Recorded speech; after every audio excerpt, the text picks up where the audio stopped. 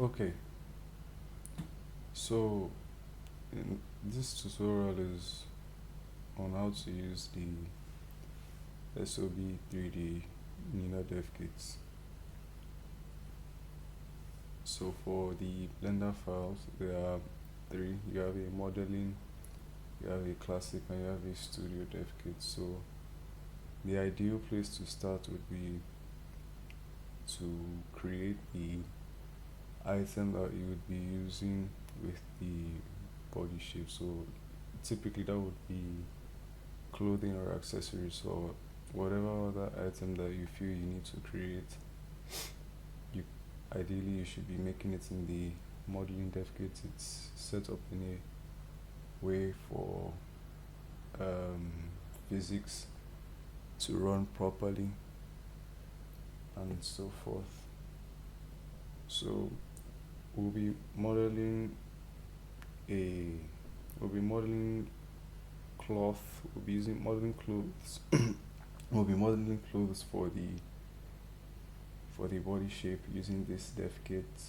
There's also a marvelous designer dev kit in case you're not comfortable using this one. So let's let's get into it. So the process, by the way, is highly subjective. So the first step to getting things done is to create an object of some form. So as you can see, I just added a plane, and now I'm moving that plane to where I feel it needs to be. This process is highly subjective. I want to make that clear so that you don't feel boxed into one process. So this is so I'll switch on the mirror modifier right now because I want the symmetry to be automatic. So then I'll turn on clipping so that the center isn't two separate lines. Now you're seeing a line here, but this line is from the light. Is from the light objects. So don't worry about that line. The object doesn't have a center line at this moment. So let's carry on building the object. So I could raise here, bring them here, bring them here. Use your wireframe view to make sure that you're leaving space, but not too much space between the edges of the planes or whatever objects you're adding and the body shape itself. Now you would need to do this if you're going to be using sewing like we're using in this tutorial. So you have to bear that in mind, because if you don't have enough space, there will be little for it to stitch when it comes to the sides of the body. And if you give too much space, it might sag at the sides. So too little space won't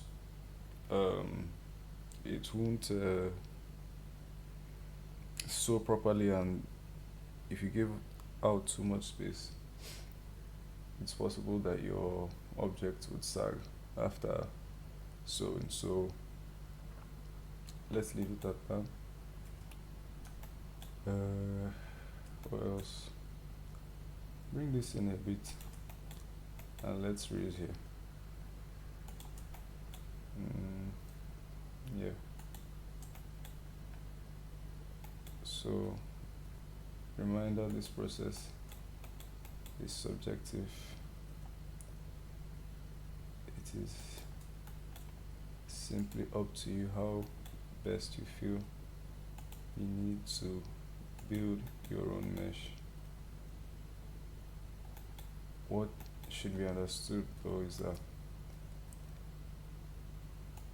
the basis of what we're doing in this part of the tutorial is creating an object. So that object is going to bear the semblance of a cloth, or it won't be able to move like a cloth item until we're rigging. So until we're done rigging the item. So you have to bear that in mind. We're basically just creating an object is what I'm trying to emphasize. So by the look of things, like, I guess you can assume that I'm making a shed for the sake of this tutorial.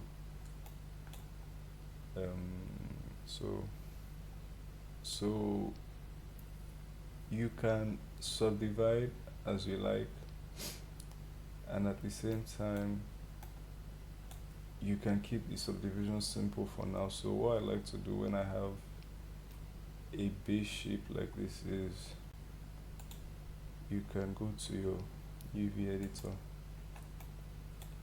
and then you can unwrap it. So normally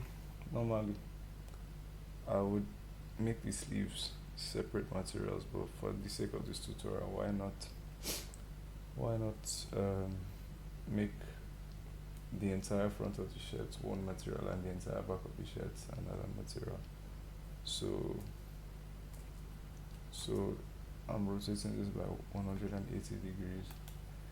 Then obviously you do not want the UV map drifting outside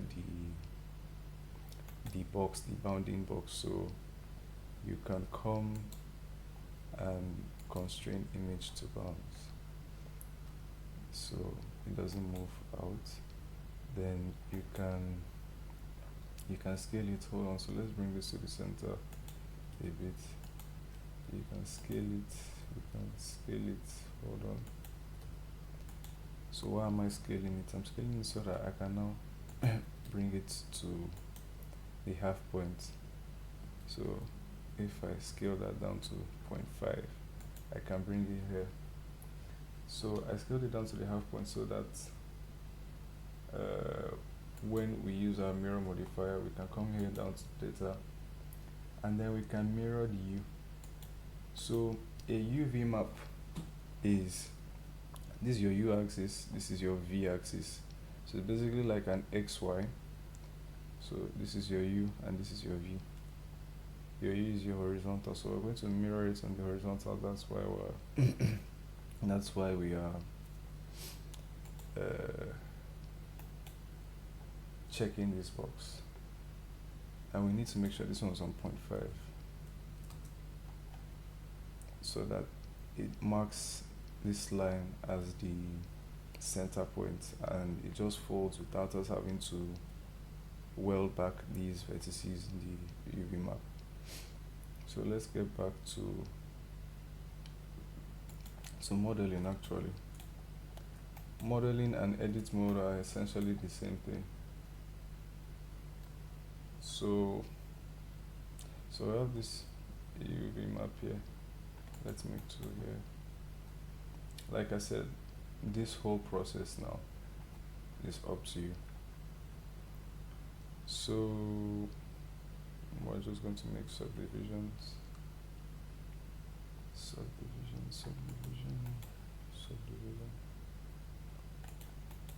If you already have a shape in mind, or you can skip ahead, but if you are curious, how the shape got built, the shape we're using for this tutorial got built, I recommend still watching for now. So this is our object. So far, this is a rough view of our object. Let's come out to layout. This is a rough view of our object.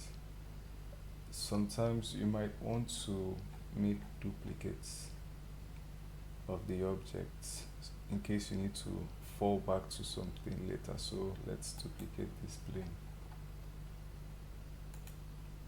Now I like to duplicate things at like crucial stages. So let's come back to modeling and what the shape feels looks like it needs now is more subdivisions because you're going to be colliding the object against a rigid body, and that rigid body is well, not necessarily that it's high poly. It's not high poly per se, but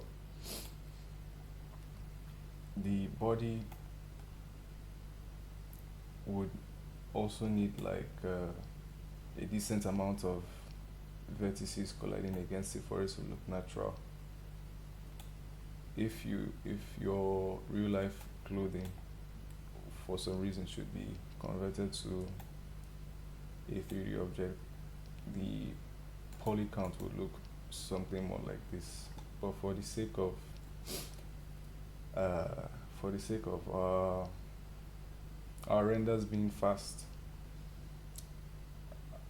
and less strenuous on our systems, we can keep the subdivisions minimal. But in my opinion, this is not enough, so we might need like one or two more. One or two more usually does the trick. You could leave it as at this, but to me, I'll still subdivide. Now that you're done subdividing, you can create the back pattern. So just select everything and duplicate with Shift D. Now your options here are Alt N to flip the normals, or rotating by Z, rotating on the X axis, on the Z axis by 180 degrees, and then scaling -1 and all of that. So I'll just do Alt N. So you move this on the Y axis. Now, in case you're wondering why I flipped the normals, you flip the normals so that I'll show you something. You can come here.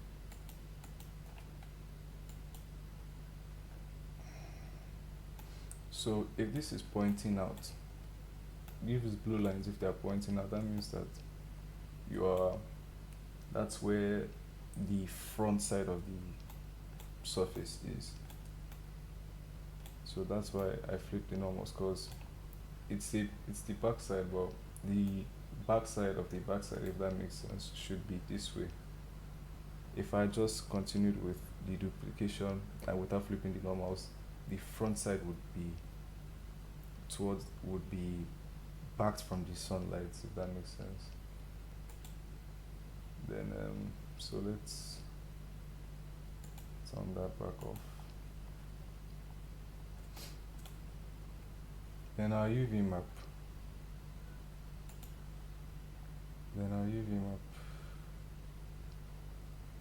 Let's see. So you can see we subdivided, but the UV map stayed intact.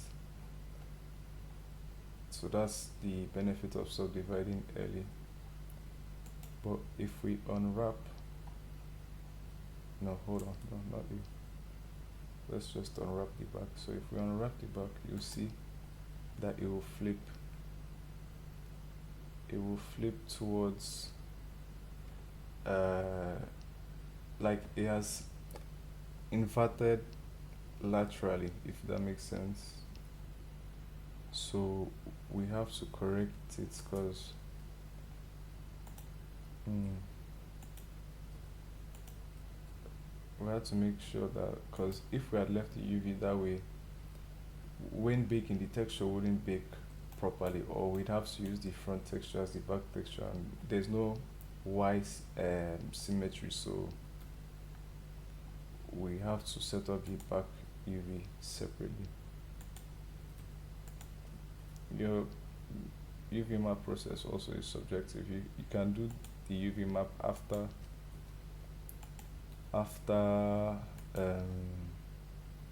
modeling your entire object, so 0.5,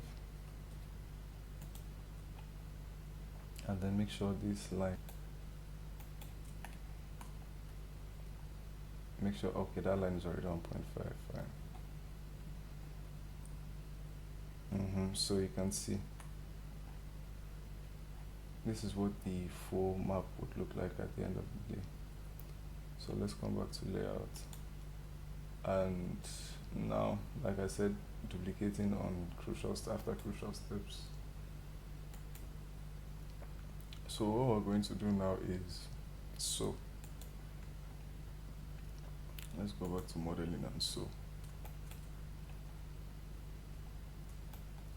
Or create the seams rather. So you can bridge edge loops,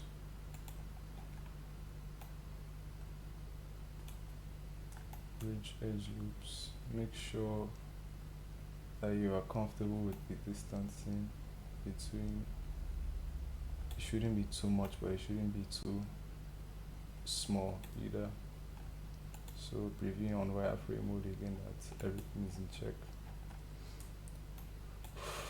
Then then you need you know what, let's come to wireframe mode. You can use your B select or your C select and select these. No, hold on, not like that.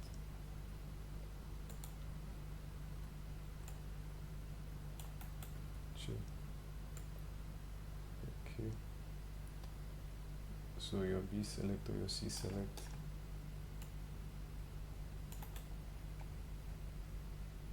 And then you can come back to solid and bridge edge loops. Okay. And now select the edge loops that you created, the bridged edge loops, X only faces.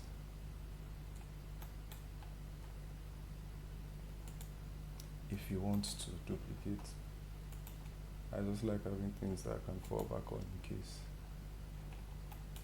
So by the look of things, this mesh is ready for sewing. So we need to set up cloth physics. So before we set up cloth physics, we need a collision. You add a physics property. You go to physics properties, and then you add a collision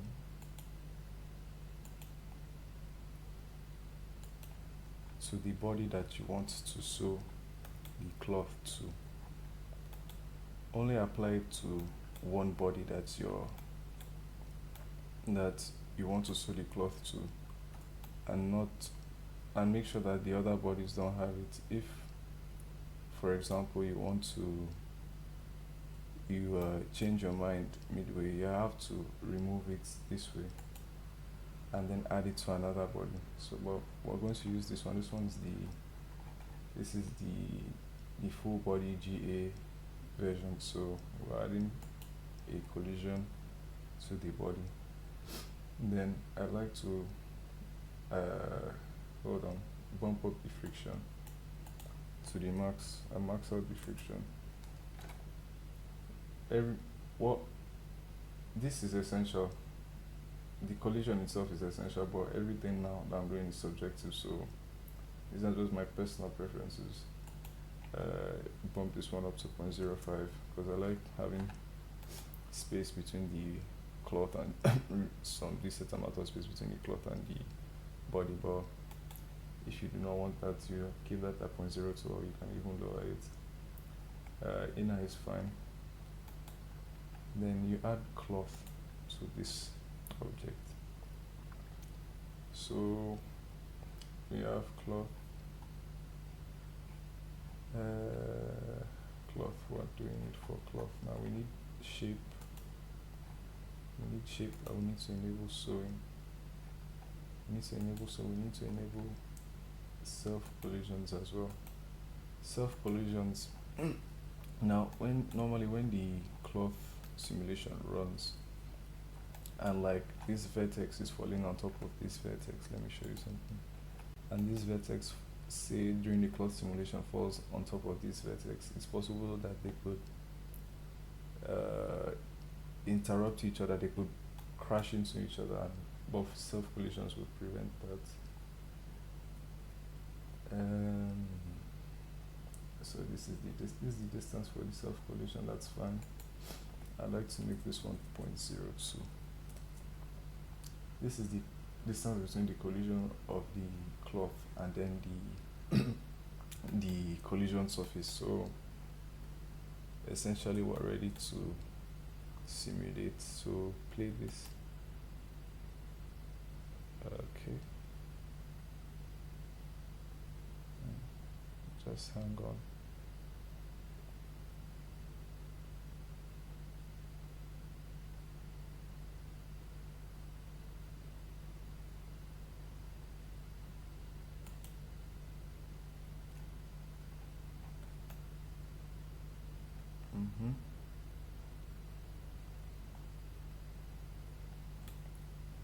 So shade smooth.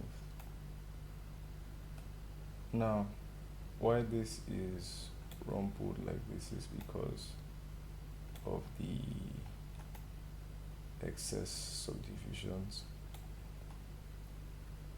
But normally in situations like this, now normally you shouldn't have as many subdivisions as I had, and you can see how slowly it rendered. If we, for example, so this is why I like having 4 back copies. Let's just turn off this one for now. Let's remove the cloth physics from this one for now. So let's look for a copy that isn't this one's has the subdivision. Okay, no, this one doesn't have. So yes, so let's duplicate this one and just replicate everything that we did with the former one. So quickly subdivide and subdivide. This one's less than what we did earlier. And let's check if our UVs were already made here. Okay, fine.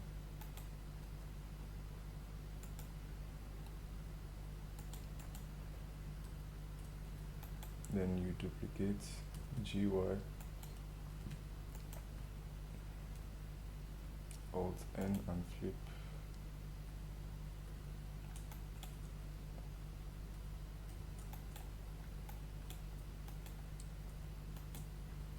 Bridge the edge loops.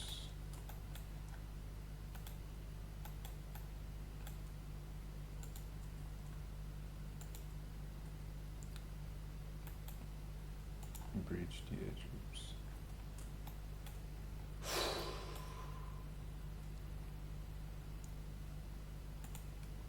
But let's make sure.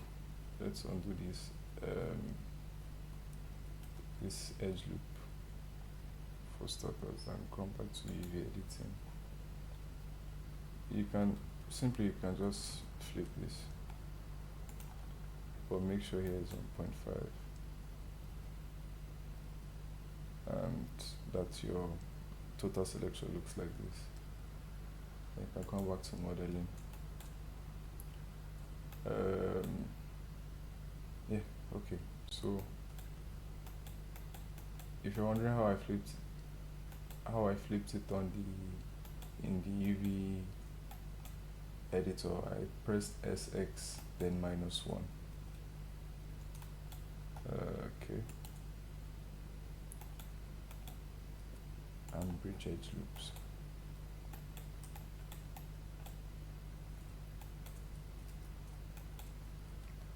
And bridge edge loops again.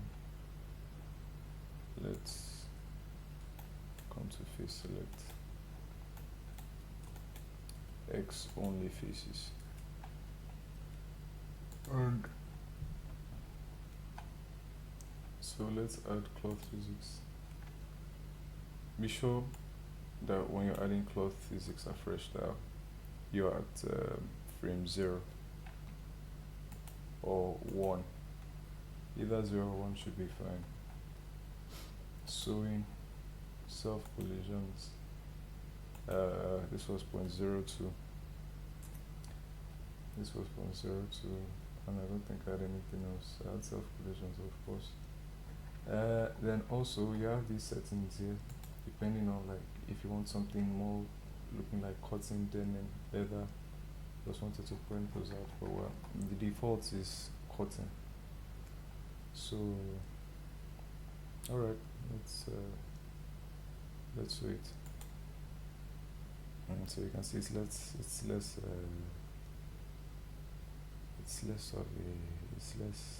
quicker. It's quicker,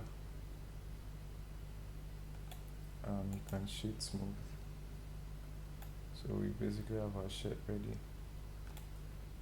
To if your object is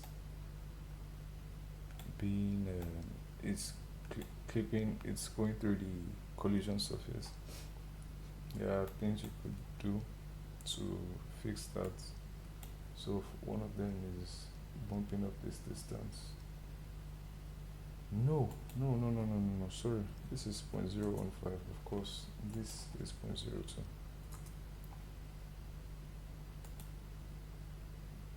Okay, so you can bump up this distance, you can bump up, keep bumping it up. So bumping up the distance is one option. Then if the object, like you can see now, bumping up the distance will create like it's kind of floating on top of the body.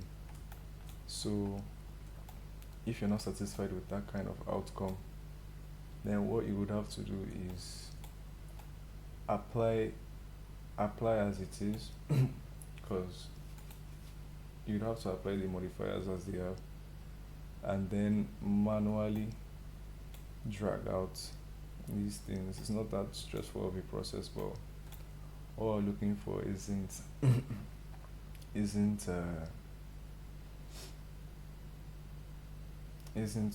that approach. So you can keep increasing this distance if you want, or make the distance as tight as possible. So let's go back to the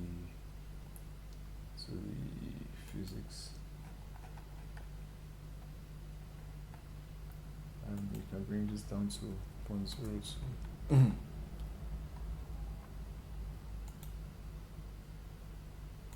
Oh, it was on 0.015. Let's make it 0.01 so it's tighter now. So you can bring this down to 0.01. See, the gap is less, and just bring this out yourself, or keep bumping up the distance until it covers, and then smooth out everything. But this isn't the shape that I'm looking for at the end of the day. I was going to go with the one that I already made. I'm just brought this out to show you how much quicker less subdivisions can get your render. So let's remove the cloth physics from this one, because if we do not remove the cloth physics, doing two cloth physics at once might not produce the outcomes that you want. This I'll explain this later.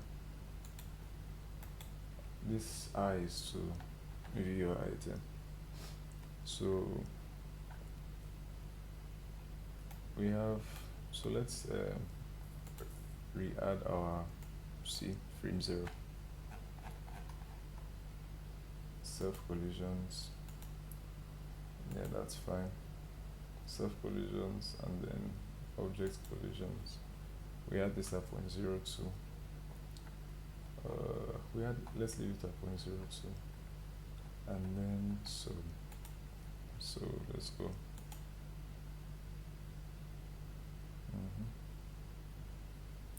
So there is no mandate for you to wait until the entire system is done running, until the entire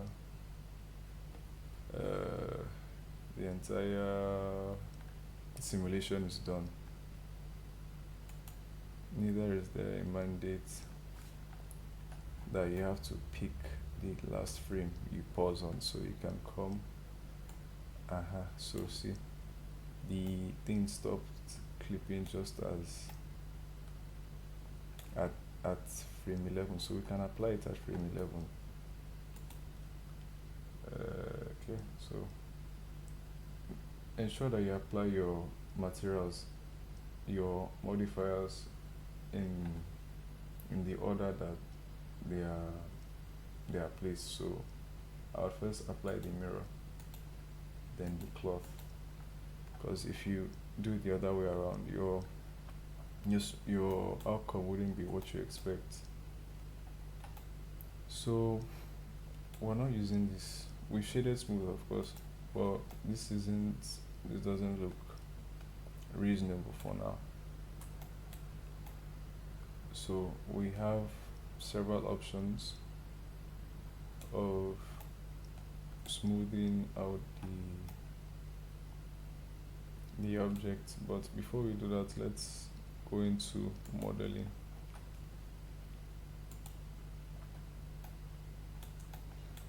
And bridge these edge loops.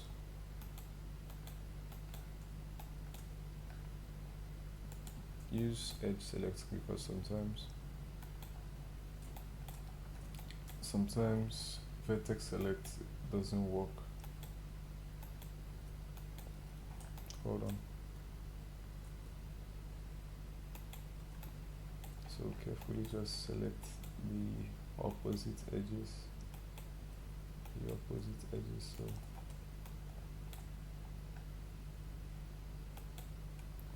and then bridge edge loops with the merge option. Okay, edge loops must have equal counts. Why don't they have equal counts?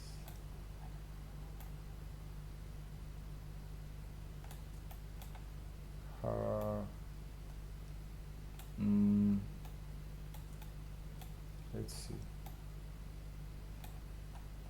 Okay, we started from here instead of okay.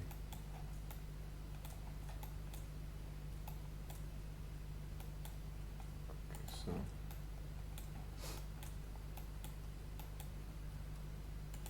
alright, so you can see, mark that seam. Mark these seams, you mark them according to what you want your UV map and material distribution to look like. So you bridge and you mark a seam, since this is where the seams of our UV maps are. Seams are the borderlines of our UV map. So let me quickly explain. Let's select everything so you can see how our UV map is fine, straight. So I am looking at, from my front view, I'm looking at the basic plane shape, but I have two sides of the shirt with the same shape. So a seam would basically is like a borderline. So if you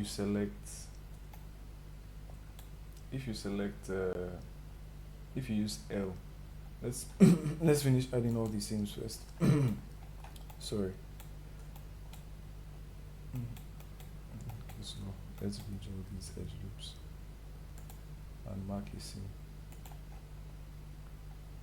Okay, well, not normally if you're doing separate sleeves, you'd create a seam here, but these sleeves are already attached to the shirt. So how do we do this one now? Okay.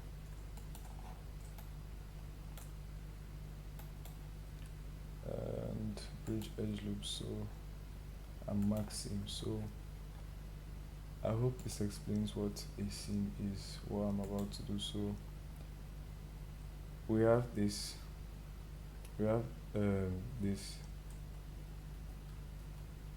and we have this. Hope what I've done makes sense to you people.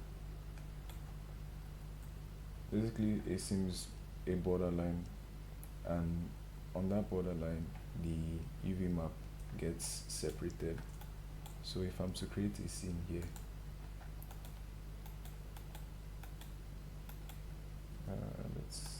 let's do something.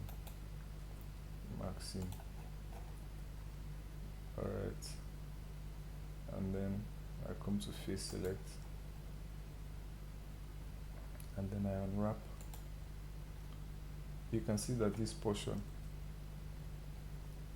has stuck out because of this seam. So let's undo everything. So we want to smooth the shed now. So there are several processes that you can use to smooth out the item. So the first of which is using the smooth modifier, or going into your using vertex select, pressing W and smooth vertices. But for a quicker way to do that, you can use the smooth modifier, and then you can repeat this as desired.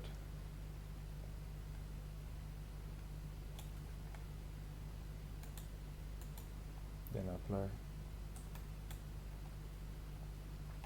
Then you can come into sculpting, because the shirt doesn't look realistic around this region, so you can come into sculpting and use the manual smooth brush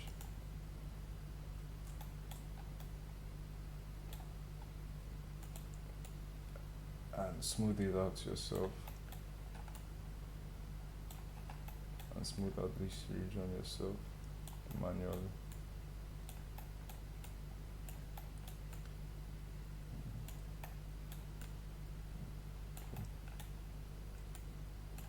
If you're trying to make hair flat, what I would suggest is using a draw brush first to add relief to the area, so that it all looks like it's stretched out across the bust area. So you can use a draw brush and then you smooth it out. Use F to increase the size of your brush.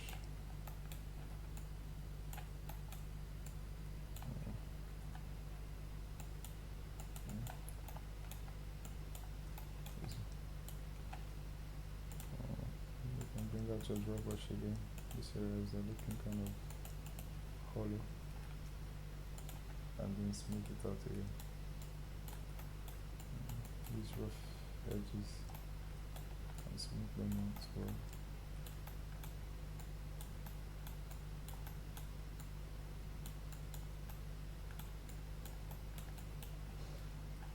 You can also do this for other areas, but I don't think we have other areas that really desperately need smoothing. And our shirt is done for now. The object has been created, so what we need to do now is, first of all, ensure that you've saved your work already. So what we need to do now is add, hold on, let's address some of these smoothing issues, because the collision around this area wasn't very good. Okay.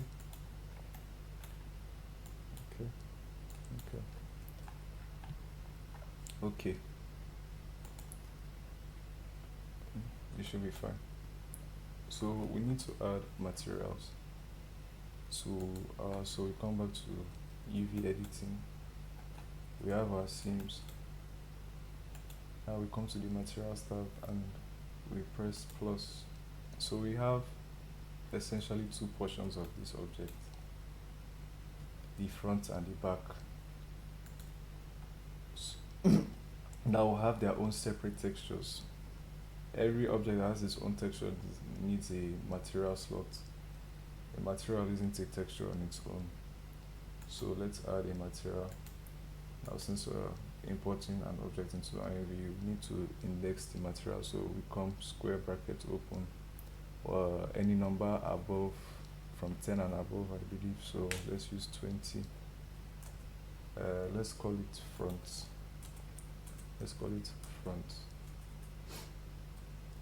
Front square bracket 20 square bracket close. Then back square bracket 21. We can't make it 20 again because it will clash.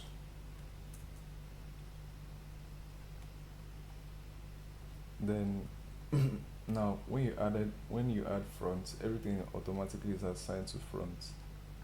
But to make sure that back and front are separate, you need to assign this part of the mesh to the back.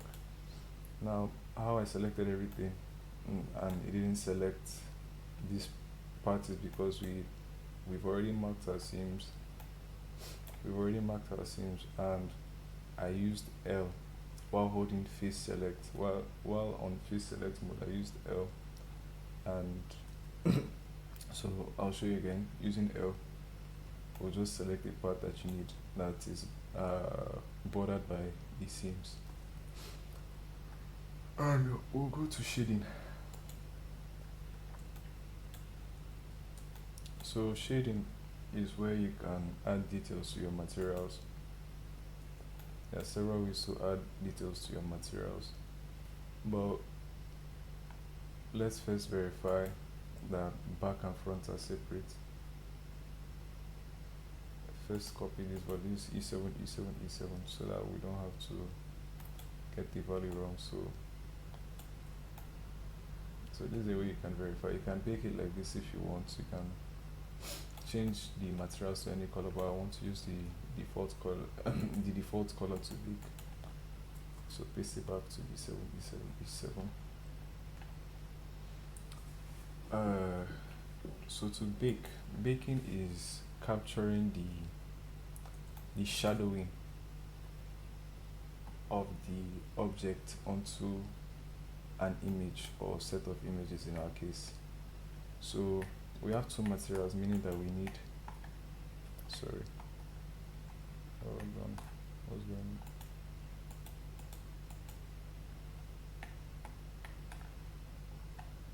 Okay.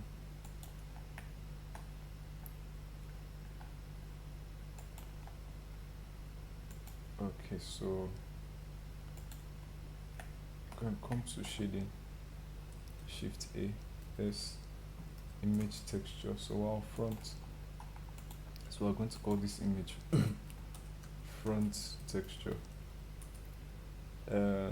So these are the dimensions of the image. I normally like to use, let's make it square, so 512 by 512. No, let's use 256 by 512 since it's longer. Now I'm not sure the exact maximum dimensions for the IMV client, but I know 256 by 512 should be fine. So I'll just use 256 by 512, and you come Shift A, S, image texture again, new, back texture. Let's capitalize it, back texture, and the dimensions are automatic. So make sure that your image textures are selected and are the only things selected in this material setup, this node setup. So you can come to layout, come to render. So this is what basically copying the lighting output of, but we're basically pasting the render onto an image by baking it. So let's go back to solid. Make sure your render settings are as preferred. So generally I notice people have faster outputs with their GPU compute, but if you prefer to use your CPU, you also have the option there. Bake. So we have now this part is also very important. Your margin size. Hold on. First of all, I need to show you people something. So come back to UV, select everything. Now the UV map shouldn't be touching. It shouldn't be touching the borders of the bounding box like this.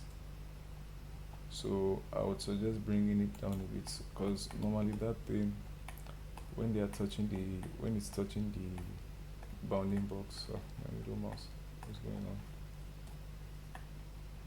When it's touching the bounding box, it can tend to have like stitch lines. Can have stitch lines when you finish baking, and it doesn't look very nice. So try and make sure that there's some space. It doesn't have to be too much like ours, but make sure that there's some space within your UV maps and your bounding box. So everything now should be ready to bake. So my size around maybe 8 should be fine. Bake. Okay, so this object isn't enabled for rendering, so this is what I wanted to explain. So ensure that everything else other than the object you want to bake and the lights are disabled for rendering, in order to prevent them from from blocking your object from receiving the sunlight and things like that. So bake. The speed depends on your system, GPU or CPU settings. And then the process will load depending on how many materials need to be baked. So let's come to shading, and we can preview the images here. So front texture, this is what the front texture looks like, and the back texture. We can preview what they will look like by coming to flat and texture. So this is what they will look like in the game if you're in like a room with 100% lights or shadowless rooms. So this is the base detail of our object. So you can switch that back to matcap, and then you can export your textures now.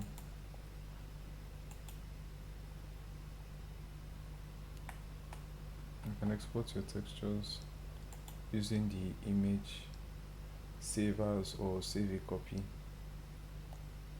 and then that's the end of your process for it. So let's image, let's save copies. Let's save a copy of our image. So save it as an image, and then save a copy again. So that's it for baking and texturing. Then you can equally export your object at this point. So before you export your object, you can rename it. So let's call it tutorial sheet.